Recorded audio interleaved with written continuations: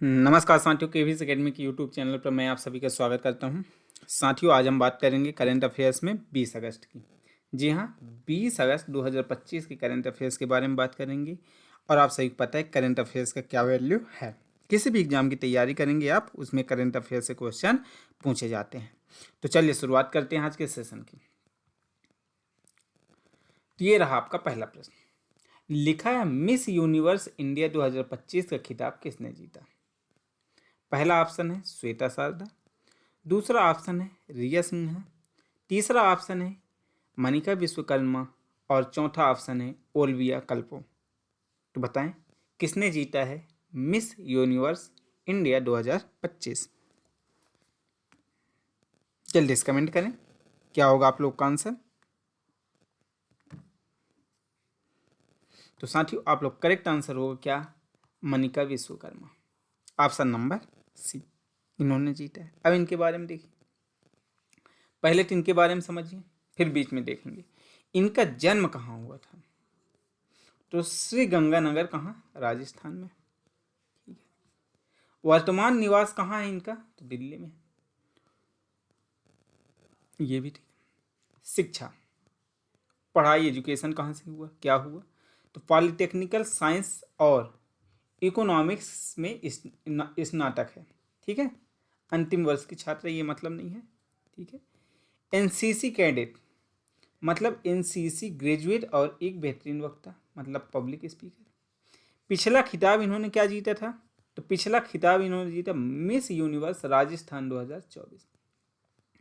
Miss universe Rajasthan 2024 इन्होंने जीता कब? 2024 में। 2025 में जीत लिया इन्होंने मिस यूनिवर्स इंडिया 2025। ठीक है। इससे पहले मनिका विश्वकर्मा 2024 में मिस यूनिवर्स इंडिया 2024 प्रतियोगिता के टॉप 20 फाइनलिस्ट में शामिल थी। देखिए, 2024 में भी इन्होंने भाग लिया था और टॉप 20 में थी। किस में थी? टॉप 20 में। परंतु 2025 में इन्होंने क्या किया? खिताब ही जीत लिया। ठीक है, यहाँ से देखिए, तो ये लिखा है 2025 में खिताब मनिका विश्वकर्मा ने जीता। आगे, उन्हें 18 अगस्त 2025, कब? 18 अगस्त 2025 को जयपुर, कहाँ? राजस्थान में आयोजित ग्रैंड फिनाले, कौन सा साथियों? ग्रैंड फिनाले में मिस यूनिवर्स 2025 का ताज पहनाया गया। वह इस साल 2025 के अंत में थाईलैंड में होने वाले, कहाँ साथियों? थाईलैंड में होने वाले 74वें विश्व मिस यूनिवर्स प्रतियोगिता में भारत का प्रतिनिधि करेंगे। किसका करेंगे? भारत का। कहाँ होने वाला है? थाईलैंड में। क्लियर? आगे चलते। अगला प्रश्न है आपका, लिखा हुआ है, देखिए। वोट चोरी विवाद के बीच विपक्ष ने संविधान के किस अनुच्छेद के तहत, देखिए, किस अनुच्छेद के तहत मुख्य चुनाव आयुक्त, मतलब सीईसी, ज्ञानेश कुमार के खिलाफ महाभियोग प्रस्ताव लाने की योजना बनाई है? पहला ऑप्शन अनुच्छेद 63, दूसरा ऑप्शन अनुच्छेद 324(5), तीसरा ऑप्शन है अनुच्छेद 68 मतलब 68, और चौथा ऑप्शन अनुच्छेद 124(5). अब आपको यदि याद ना हो कि कहाँ क्या आर्टिकल है, तो आप हमारे यहाँ सर ने पढ़ाया हुआ है पॉलिटी की क्लास। ठीक है, तो क्लास आप लोग देखिए, पूरा फ्री है। ठीक है, ये ज़्यादा नीचे आ गए। पॉलिटी की क्लास आप लोगों के लिए पूरा चैनल में क्या दिला हुआ है साथियों? पूरा फ्री क्लासेस है। पॉलिटी क्लास क्या है?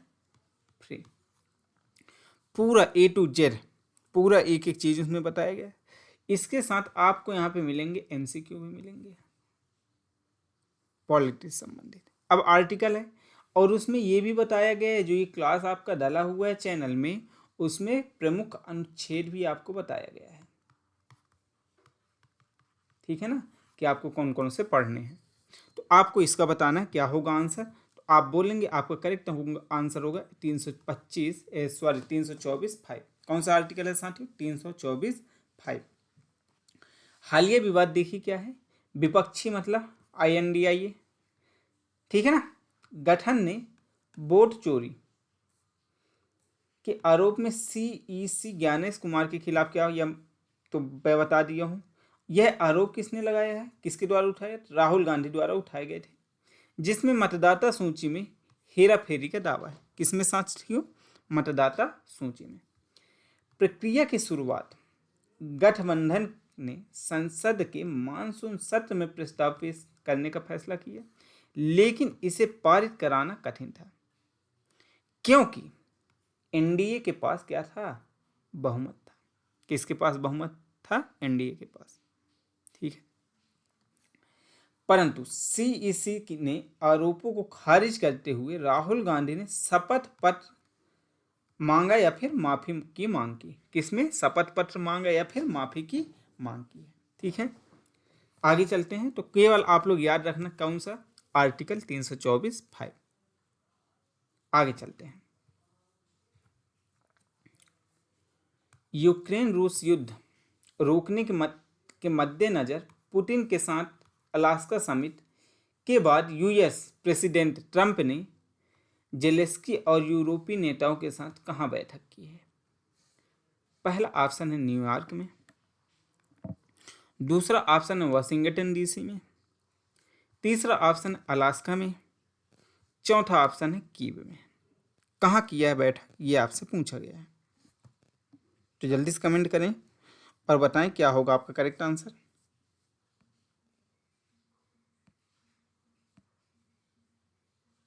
तो साथियों आपका करेक्ट आंसर होगा वाशिंगटन DC, व्हाइट हाउस। देखिए इसके बारे में, अमेरिकी राष्ट्रपति ट्रंप ने 18 अगस्त 2025 को व्हाइट हाउस में यूक्रेन के राष्ट्रपति जेलेंस्की और यूरोपीय लीडर्स के साथ मीटिंग की। ठीक है, इसमें रूस यूक्रेन के बीच सीज फायर पर सहमति नहीं मिली। किस पर साथियों, सीज फायर पर। ट्रंप ने कहा कि फिलहाल इतनी जल्दी सीज फायर संभव नहीं है, युद्ध की पूर्ण समाप्ति होनी चाहिए। आगे देखिए भी क्या लिखा हुआ है, देखते जाइए जो मैं लिखा हूं। तो हालांकि मीटिंग में यूक्रेन सुरक्षित गारंटी अब नहीं पढ़ना है। ट्रंप ने कहा अमेरिका और यूरोपीय देश मिलकर इस पर काम करेंगे। वहीं रूसी राष्ट्रपति ऑफिस क्या, क्रेमलिन ने बताया कि ट्रंप ने मीटिंग रोक कर पुतिन से फोन पर कितने मिनट, 40 मिनट, ये भी कोई मतलब का नहीं है, ये कोई बात का नहीं है। बस इतने आप 2-3 पॉइंट याद रखना। आगे चलते हैं।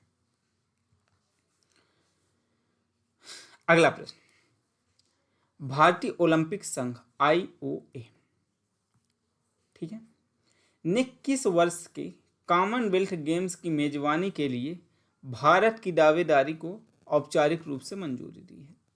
किसकी, भारत की दावेदारी। पहला ऑप्शन है 2026, दूसरा ऑप्शन 2030, तीसरा ऑप्शन 2034 और चौथा ऑप्शन है 2038।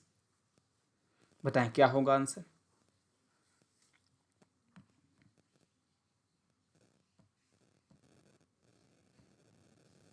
तो साथियों आपका करेक्ट आंसर होगा 2030, ऑप्शन नंबर बी। अब देखिए यहाँ पे अगस्त 2025, ये पहला लाइन तो आपको प्रश्न से संबंधित है। भारत ने 2030 के राष्ट्रमंडल खेलों के लिए अहमदाबाद को मेजबान शहर बनाते हुए पहले ही रुचि पत्र जमा कर दिया है। तो मेजबान जो शहर है वो क्या है, तो आप लोग याद रखना, अहमदाबाद।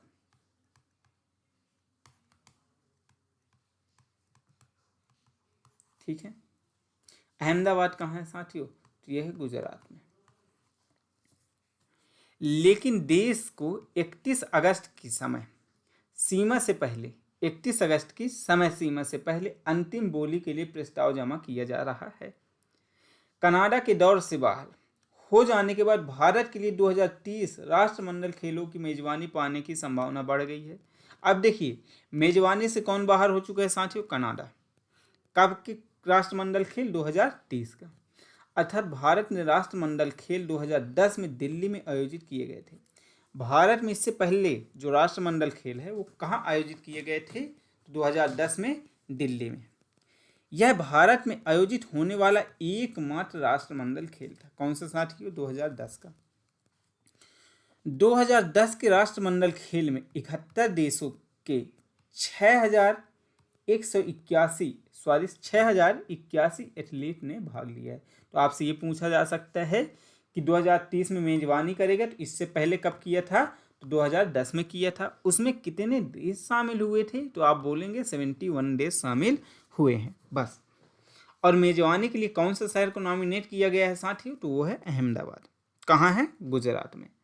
भारत किसकी जगह मेजबानी करने को आ रहा है? तो साथियों कनाडा जो है ये दौर से बाहर हो गया, मेजबानी के दौर से, तो उसकी जगह भारत अपना नाम दिया है। ओके, आगे चलते हैं। अगला, विश्व फोटोग्राफी दिवस कब मनाया जाता है? विश्व फोटोग्राफी दिवस कब मनाया जाता है, ये पूछा गया। पहला ऑप्शन है 18 अगस्त, दूसरा ऑप्शन 19 अगस्त, तीसरा ऑप्शन है 20 अगस्त और चौथा ऑप्शन है 21 अगस्त। बताएं क्या होगा आंसर?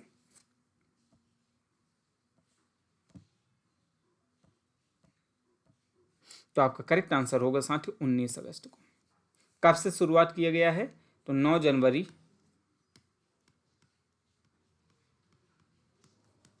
1839। ठीक है ना? कब से? 9 जनवरी 1839। और कहाँ से?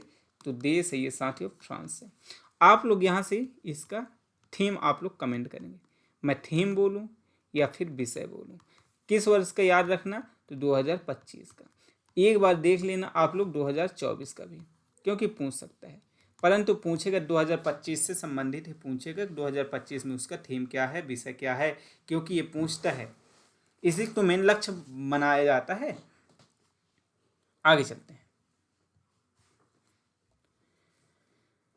अगला प्रश्न है आपका, केंद्र सरकार ने प्रस्तावित पटना पूर्णिमा एक्सप्रेसवे को राष्ट्रीय एक्सप्रेसवे का दर्जा दे दिया, इसका नंबर क्या है? पहला नेशनल एक्सप्रेसवे 5, नेशनल एक्सप्रेसवे 6, फिर 8 या 9, क्या है? बताएं आंसर, जल्दी से कमेंट करें आप लोग।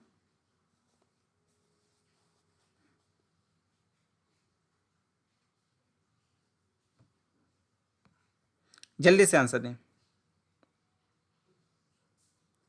तो साथियों आपका करेक्ट आंसर होगा option number D, national expressway 9।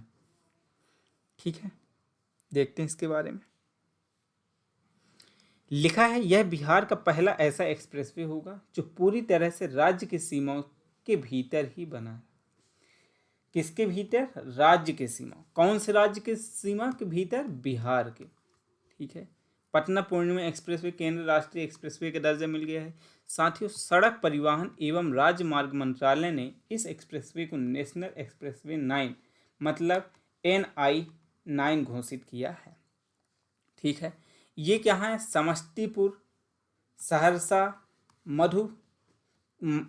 Madhepura जिला मुख्यालय से जोड़ने के लिए अलग से संपर्क मार्ग बनाया जाएगा। पिछले 6 दिन से ये कोई मतलब का नहीं है। आगे चलते हैं। अगला प्रश्न, चीनी विदेश मंत्री वांग ई किस घटना के बाद पहली बार अगस्त 2025 में भारत आए थे? 2 कलाम टकराव 2017, गलवान घाटी संघर्ष 2020, SCO शिखर सम्मेलन 2023 या फिर ब्रिक्स विस्तार 2024, किसके बाद आए थे पहली बार अगस्त 2025 में? बताएं।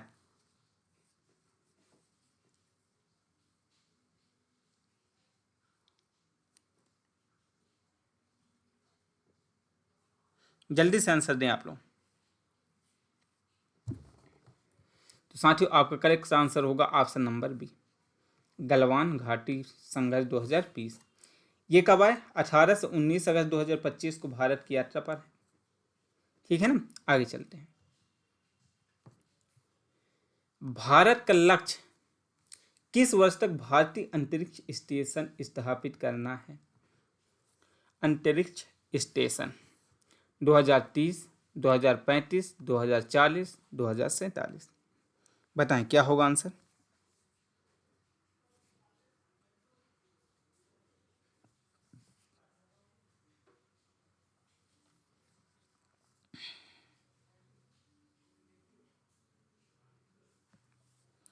चलिए जल्दी से आंसर दें। तो साथियों आपका करेक्ट आंसर है सॉरी, एक सेकेंड।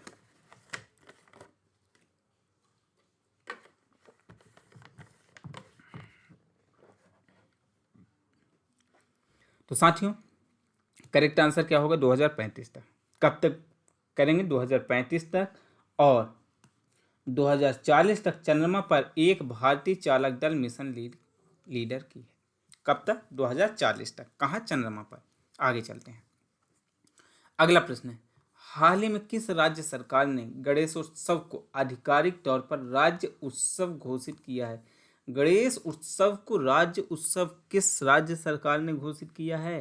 पहला ऑप्शन है महाराष्ट्र, दूसरा ऑप्शन है राजस्थान, तीसरा ऑप्शन है मध्य प्रदेश और चौथा ऑप्शन है उत्तर प्रदेश। क्या होगा आंसर? जल्दी से बताएं।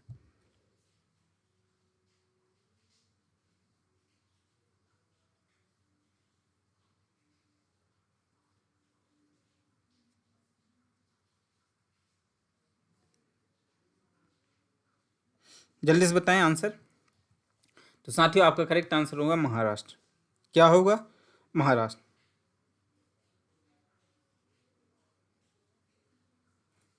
आगे चलते हैं अगले प्रश्न की ओर। हाल ही में आईसीआईसीआई बैंक ने बचत खातों के लिए न्यूनतम जमा राशि 50,000 रुपये से घटाकर कितने रुपए कर दिया है? न्यूनतम जमा राशि 50,000 से घटाकर कितना किया है?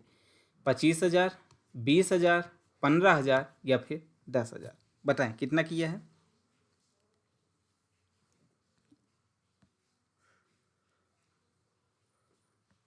जल्दी से बताएं साथियों, क्या होगा आपका आंसर?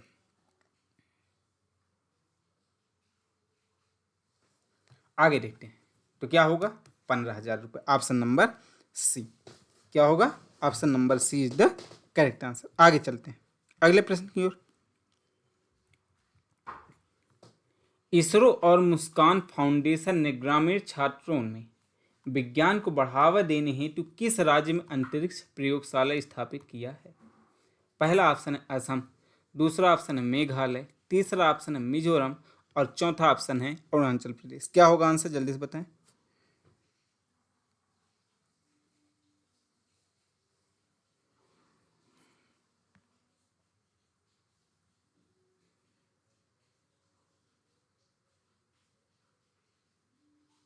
जल्दी से बताएं क्या होगा आंसर। तो साथियों आपका करेक्ट आंसर होगा अरुणाचल प्रदेश। क्या होगा? अरुणाचल प्रदेश करेक्ट आंसर होगा। चलिए आगे देखते हैं। असम सरकार द्वारा चलाए जा रहे ऑपरेशन फाल्कन का उद्देश्य क्या है? असम सरकार द्वारा जो चलाया जा रहा है ऑपरेशन फाल्कन, उसका उद्देश्य क्या है? हाथियों के शिकार को रोकना, पहला ऑप्शन। दूसरा ऑप्शन है भालू के शिकार को रोकना, तीसरा ऑप्शन बाघों के शिकार को रोकना और चौथा ऑप्शन है एक सींग वाले गैंडों का शिकार को रोकना। क्या होगा आंसर? जल्दी से बताएं।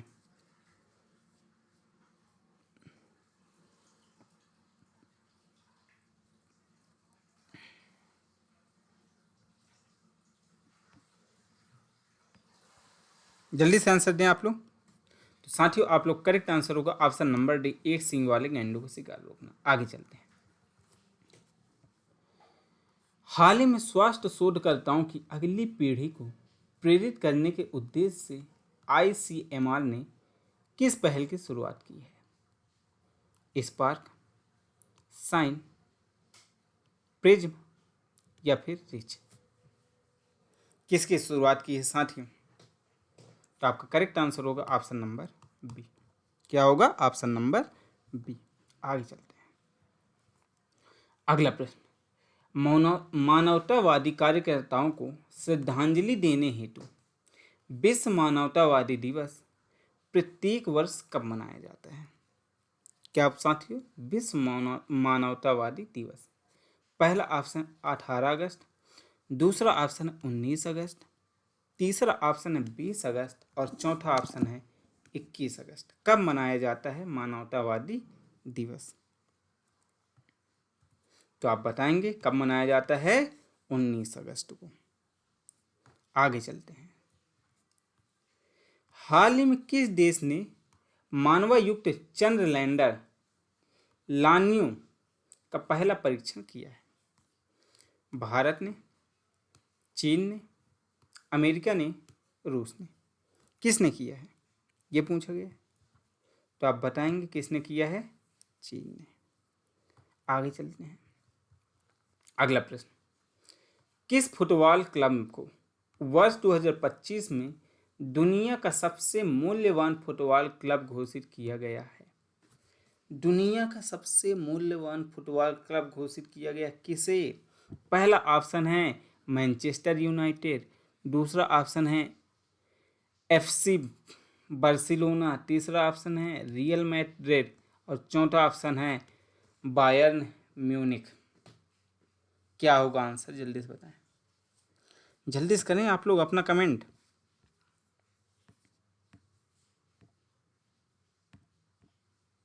तो साथियों आपका करेक्ट आंसर क्या होगा? तो आपका करेक्ट आंसर होगा option number C, Real Madrid. ठीक है, आगे चलते हैं। अगला प्रश्न, राष्ट्रीय राजमार्ग प्राधिकरण ने देश के कितने टोल प्लाजा पर फास्टैग वार्षिक पास सेवा शुरू की है? पहला ऑप्शन है 1000, दूसरा ऑप्शन है 1100, तीसरा ऑप्शन है 1150 और चौथा ऑप्शन है 1250। बताएं क्या होगा आंसर? तो होगा आपका correct answer option number C, 1150। आगे चलते हैं। हाल ही में किसके द्वारा वेट लॉस रिवॉल्यूशन, ठीक है, वेट लॉस रिवॉल्यूशन पुस्तक का विमोचन किया गया है? पहला ऑप्शन है प्रधानमंत्री नरेंद्र मोदी, दूसरा ऑप्शन है गृह मंत्री अमित शाह, तीसरा ऑप्शन है रक्षा मंत्री राजनाथ सिंह और चौथा ऑप्शन है केंद्रीय मंत्री डॉक्टर जितेंद्र सिंह। बताएं क्या होगा आंसर? तो साथियों आपका करेक्ट आंसर हो केंद्रीय मंत्री डॉक्टर जितेंद्र सिंह। ठीक है, आगे चलते हैं। अगला प्रश्न, प्रधानमंत्री श्री नरेंद्र मोदी ने दिल्ली में कितने करोड़ रुपए की लागत वाली, ठीक है ना, कितने करोड़ रुपए की लागत वाली 2 प्रमुख राष्ट्रीय राजमार्ग परियोजना का उद्घाटन किया है? ठीक है, पहला ऑप्शन है 500 करोड़, दूसरा ऑप्शन है 800 करोड़, तीसरा ऑप्शन है 1100 और चौथा ऑप्शन है 14,000। तीसरा ऑप्शन है 8,000। यहाँ 5,000, 8,000, 11,000 और 14,000। तो बताएं क्या होगा आंसर?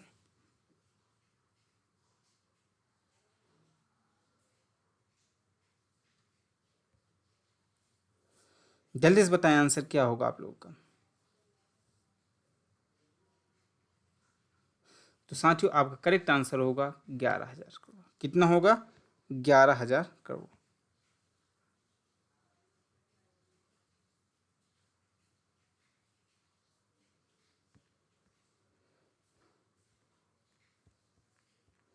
आगे चलते हैं अगले प्रश्न की ओर। अगला प्रश्न है, हाल ही में आयोजित ग्रामीण आर्थिक स्थिति एवं मत सर्वेक्षण के अनुसार कितने प्रतिशत ग्रामीणों ने अपने खपत में बढ़ोतरी दर्ज की है?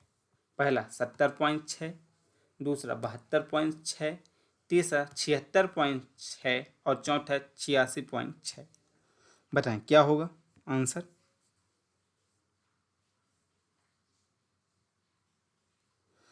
जल्दी से बताएं क्या होगा करेक्ट आंसर।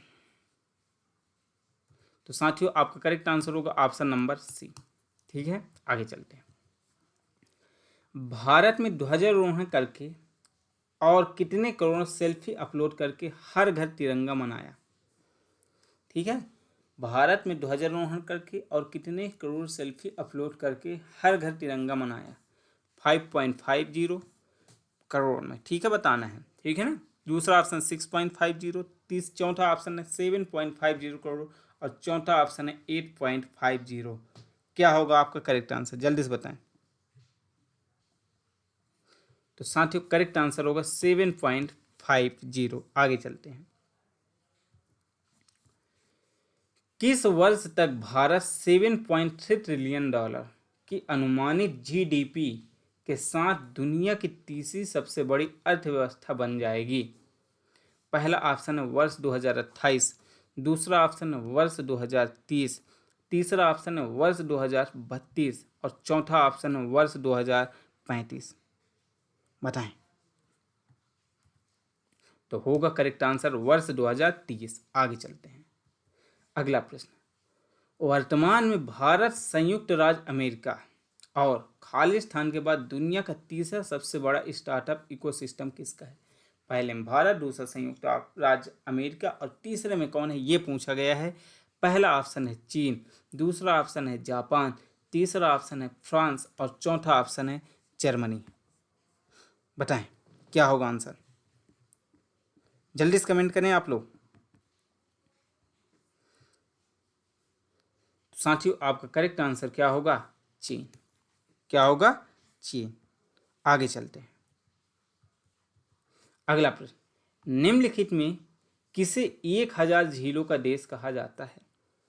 1000 झीलों का देश किसे कहा जाता है ये आपसे पूछा गया है।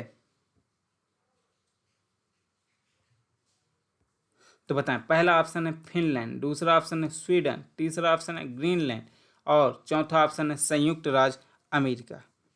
बताएं क्या होगा आपका आंसर।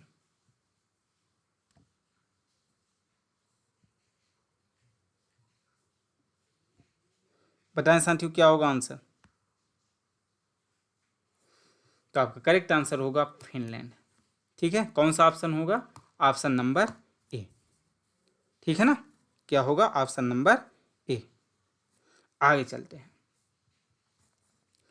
भारत में अनवरत योजना की अवधि थी। भारत में अनवरत योजना की अवधि थी 1968 से 69, 1978 से 80, 1988 से 89 या फिर 1990 से 91। क्या होगा आंसर? तो साथियों आपका करेक्ट आंसर होगा 1978 से 80, ऑप्शन नंबर बी। आगे चलते हैं। विगत 24 वर्षों के अध्ययन से पता चलता है कि लक्षद्वीप में प्रवाल भित्ति में खाली स्थान की कमी आई है। 20%, 30%, 40% या फिर 50%, कितनी कमी आई है? तो आप बताएंगे 50% की कमी आई है। आगे चलते हैं। अगला प्रश्न, डिटर्जेंट या साबुन मिलाने से जल का पृष्ठ तनाव क्या होता है? बढ़ता है, घटता है, अपरिवर्तित रहता है या फिर पहले बढ़ता है फिर घटता है? क्या होगा आंसर, जल्दी से बताएं। तो साथियों क्या होता है? घटता है, ऑप्शन नंबर बी। ठीक है, आगे चलते हैं। अगला प्रश्न, ब्रह्मांड में सबसे प्रचुर मात्रा में पाया जाने वाला तत्व कौन सा है? ब्रह्मांड में सबसे प्रचुर मात्रा में पाया जाने वाला तत्व कौन सा है? पहला ऑप्शन है हाइड्रोजन, दूसरा ऑप्शन है ऑक्सीजन, तीसरा ऑप्शन है हीलियम और चौथा ऑप्शन है कार्बन। बताएं क्या होगा आंसर। तो साथियों बताएंगे क्या? Hydrogen, option number A. Okay, आगे चलते हैं। तो साथियों ये रहा आज का पूरा सेशन। ठीक है, 20 अगस्त 2025 के करंट अफेयर्स में लास्ट में हमने 2-3 क्या है जीएस के भी क्वेश्चन देख लिए। तो इस प्रकार से आज का हमारा पूरा यहीं पे सेशन कंप्लीट होता है।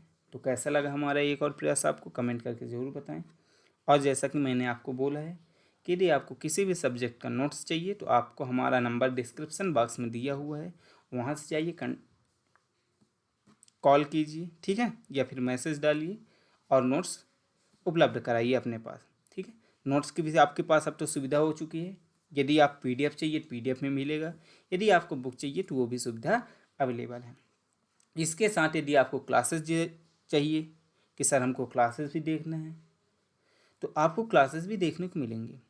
ठीक है ना, क्लासेस भी पूरा डला हुआ है, जीएस के पूरे क्लासेस, चाहे आप हिस्ट्री उठा लीजिए, पॉलिटी उठा लीजिए, जियोग्राफी उठा लीजिए, इकोनॉमिक्स उठा लीजिए, साइंस उठा लीजिए, कुछ भी उठाएंगे, कुछ भी देखना चाहेंगे, पूरा का पूरा क्लास चैनल पे डला हुआ है। साथ ही साथ उससे संबंधित एमसीक्यू के क्लासेस भी डली हुई है। ठीक है ना, तो आपको जो भी समस्या हो, जहाँ पे भी हो, जाइए, क्लास देखिए, बाकायदा प्लेलिस्ट बना हुआ है। और हमसे जुड़े रहिए, बने रहिए, चैनल को लाइक करिए, सब्सक्राइब करिए और आप लोगों से अनुरोध है कि ज़्यादा से ज़्यादा लोगों को जोड़ने का प्रयास करिए। तो मिलते हैं इसी के साथ कल। तब तक के लिए हमसे जुड़े रहने के लिए, बने रहने के लिए आप सभी का बहुत बहुत धन्यवाद।